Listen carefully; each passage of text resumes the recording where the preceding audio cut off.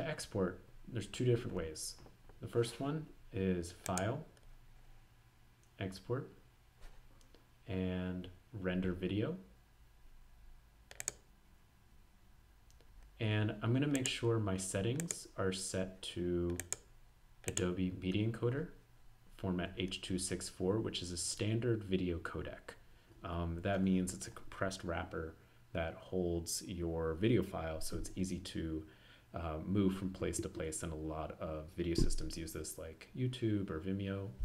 And so here, format H.264, I'm going to make sure this is set to my document size, and it should be by default.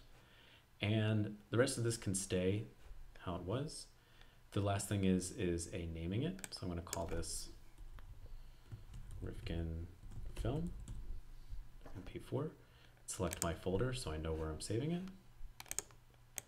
Some places, audio, oh, not my audio. I can put it inside my storyboards folder and do select folder, and then do render.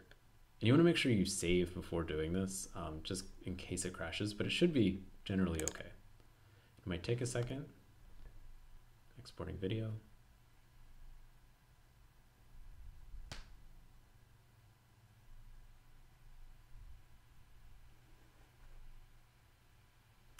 The other place that you can render video from is inside the little hamburger menu in the timeline function or timeline window, where when you click on the tab, you'll see render video, and you get the same exact options. And then I go to my window here, Photoshop, storyboards, and now I can see my film is here.